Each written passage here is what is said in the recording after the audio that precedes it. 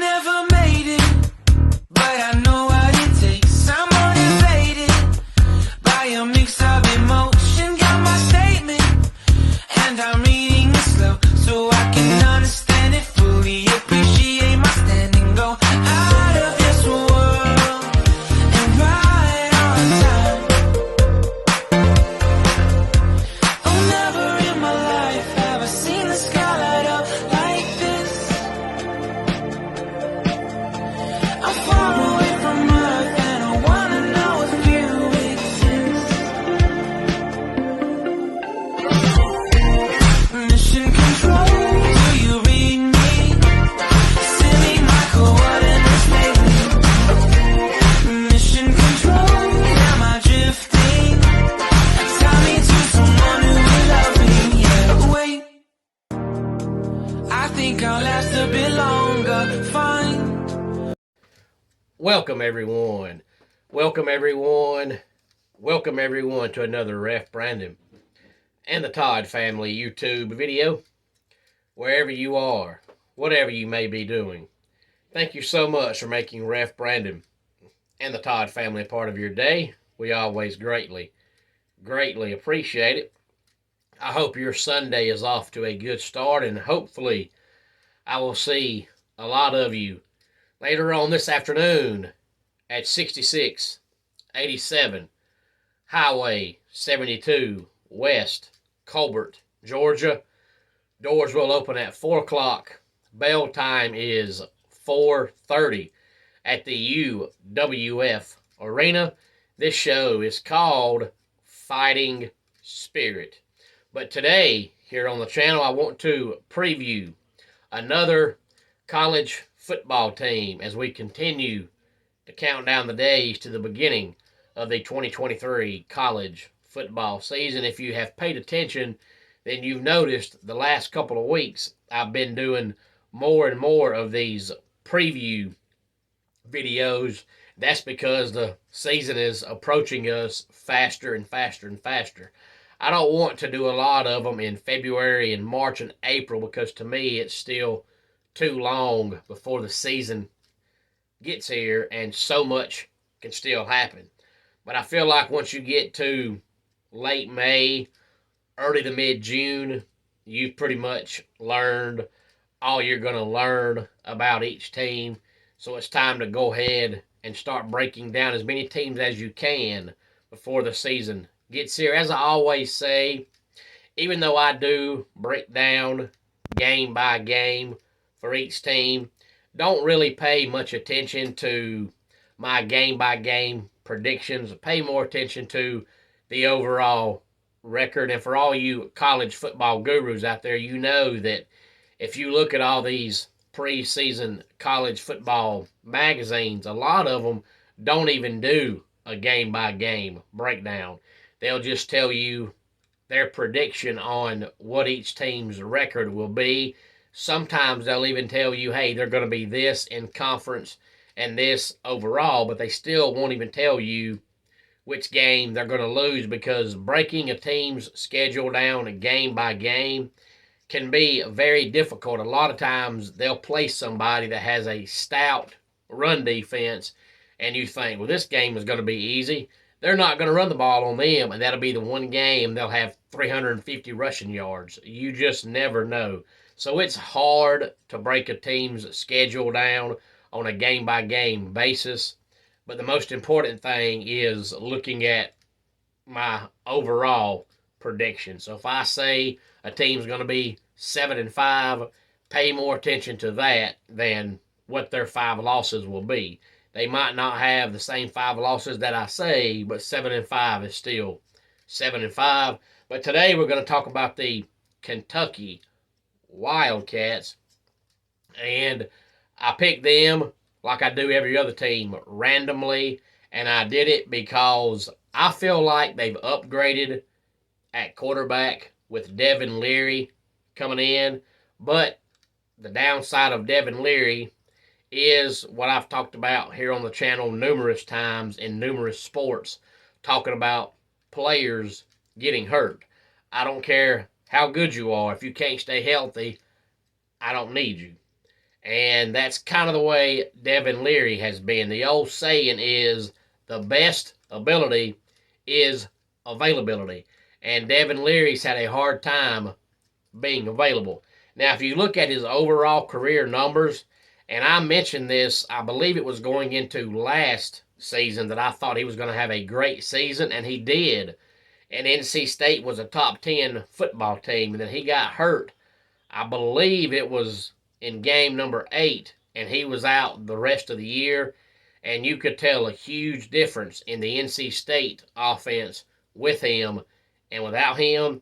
But his career numbers, as far as touchdowns to interception ratio, he's got 62 career touchdown passes and 16 interceptions. That's almost 4-1. He needs 2 more touchdowns to be exactly 4-1. That's phenomenal. So if he can stay healthy this year, I believe he has another chance, just like last year, of having a great season. But Devin Leary's always had a hard time of staying healthy. But now Kentucky does have a smash mouth offensive line, so maybe that will help him. But they open up the season on September the 2nd against Ball State. On the 9th, Eastern Kentucky. On the 16th, Akron. On the 23rd, Vanderbilt. And then they wrap up the month of September on the 30th against the Florida Gators. Open up October on the 7th against Georgia. On the 14th, they play Missouri. They're off in week number 8. They come back in week number 9, game number 8, Halloween weekend, and they play one of their arch rivals, the Tennessee Volunteers. Opening up November on the 4th against Mississippi State. Week number 11, game number 10. On November the 11th, they play Alabama. South Carolina on the 18th. And they wrap up the season, as they always do, Thanksgiving weekend on the 25th of November against Louisville. Now, me personally, I think they're going to start out 4-0 with no problems. They shouldn't have no issues with Ball State, Eastern Kentucky, Akron, or Vanderbilt. If they lose any of those 4 games, forget everything I'm fixing to say, because they're going to be pretty bad. And then I also think they're going to beat Florida on the 30th. I just don't think Florida is going to be any good this year. But opening up October on the 7th against Georgia, they lose that game. Then they play Missouri. They win that game. And then Halloween weekend against Tennessee, they lose that game. They'll beat the Bulldogs of Mississippi State.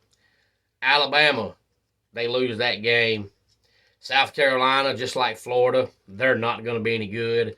They'll beat South Carolina pretty handily. And then they wrap up the season against Louisville. I think they lose that game. I actually think Louisville has upgraded at head coach. I think Brom is a better coach than Satterfield was.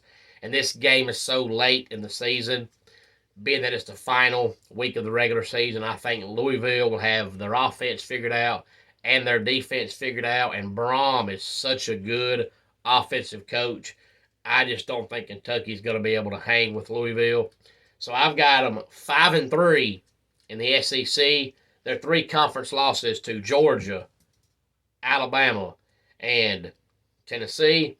8-4 overall, losing the non-conference game to Louisville. But if they beat Louisville, it really wouldn't surprise me a whole lot. I just think Louisville's offense is a little bit too good. So I've got them 8-4, possibly 9-3, but that's about what Kentucky does every single year. But now they did lose almost all the running back depth they had. But this year, their running back, number 1, will be Ray Davis, who has previously played for Temple and Vanderbilt. But the offense should look a little bit different because Devin Leary cannot run at all. He's a great quarterback passing the ball, but he is not going to run the ball unless he feels pressure and he has to. But you're not going to design 15 quarterback draws for Devin Leary a game. That's just not going to happen. But they did bring back Liam Cohen, who was their previous offensive coordinator. And then after the 2021 season, he left to go to the NFL to coach the Rams. Kentucky brought in Rich Scangarello, and their offense last year was putrid. So Mark Stoops was able to talk Liam Cohen into returning.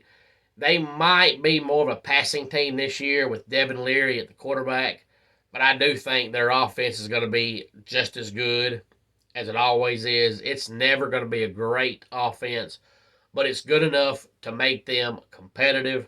And their offensive line is so good, they're able to run the ball on a consistent basis, so they don't have to drop back and throw the ball 45 times a game. If they do, they're in trouble. But their offense is good enough running the ball that generally their quarterback doesn't have to do a whole lot. But 8-4, 9-3, that's a normal year for Kentucky. So I think they're going to be about where they always are. Now, there's still a lot of rumors going around that if and when Kirk Ferentz ever does retire from Iowa, that Mark Stoops is going to leave Kentucky to go to Iowa. I don't know if that's true, and the way Kirk Ferentz talks, we may not ever find out. He might coach 25 more years, but Mark Stoops is from Iowa. He played college football at Iowa. So most folks say the reason why he is staying at Kentucky is because his dream job is Iowa, and he just doesn't want to bounce around from school to school to school. So he's just going to stay at Kentucky until Kirk Ferentz retires. But Mark Stoops might retire before Kirk Ferentz retires. Any thoughts on this? Please feel free to let me know. Homes for Our Troops is a publicly funded 501c nonprofit organization that builds and donates specially adapted custom homes nationwide for severely injured post 9/11 veterans. Since the 2004 inception, nearly 90 cents of every dollar spent has gone directly to our program services for veterans. Visit at hfotusa.org. Let's go ahead and get our dad joke of the day in here. What do rabbits need after getting caught in the rain? A hair dryer. And that does it for today's Ref Brandon and the Todd Family YouTube video.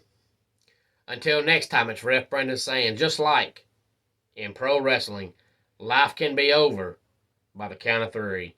Tell your friends and family how much you love them. Bye.